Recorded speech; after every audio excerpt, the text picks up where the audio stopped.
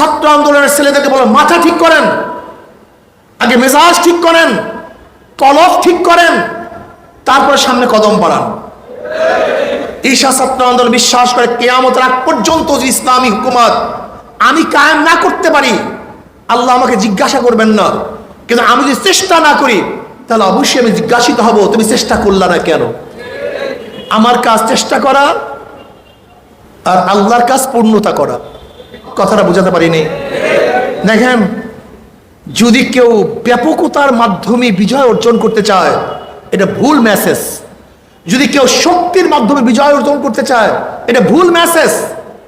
আল্লাহ পাক কালামে পাকের মধ্যে ফরমান, ওয়া ইয়াউমা হুনাইনিন ইয আজাবাতকুম কাসরাতুকুম ফালাম তুগনি আনকুম শাইয়্যা। আপনারা জানেন বদরের ময়দানে মুসলমানদের সংখ্যা ছিল খুবই কম, কাফেরের সংখ্যা ছিল অনেক বেশি, কিন্তু বিজয় হয়েছে কারা? আর হুনাইনের যুদ্ধে মুসলমানদের সংখ্যা 10 বা 12,000, আর কাফেরের সংখ্যা মাত্র 4,000। কাফেরের সংখ্যা মাত্র 4, আর মুসলমানদের সংখ্যা 10 থেকে 12,000। কিন্তু প্রথম অবস্থায় হারছে কারা? মুসলমান। প্রথম অবস্থায় হারছে মুসলমান। কেন হারছে? আল্লাহ পাক নিজেই কালামে পাকের মধ্যে ফরমান, ওয়া ইয়াউমা হুনাইনিন ইয আজাবাতকুম কাসরাতুকুম ফালাম তুগনি আনকুম শাইয়্যা। হুনাইনের দিন তোমরা ভাবছো যে বদরের ময়দানে কয়েকজন মুসলমান এত বিশাল বাহিনীকে শেষ করছি, আজকে আমরা এত বিশাল বাহিনী, আমাদের বিজয় ঠেকায় কে?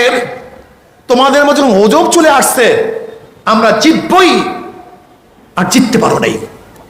মনে রাখতে হবে, মুসলমান আধিক্যের ভিত্তিতে জিতে না, মুসলমান অস্ত্রের শক্তিতে জিতে না, মুসলমান সংগঠনের মজবুতির কারণে জিতে না, মুসলমান অনেক অর্থের কারণে জিতে না, মুসলমান জিতে একমাত্র আল্লাহর রহমতে। কার রহমতে?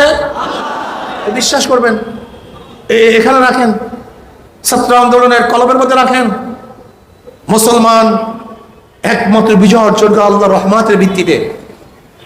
আর আল্লাহর রহমত যে বিজয়ের মধ্যে নাই, ওই বিজয় আমরা চাই না।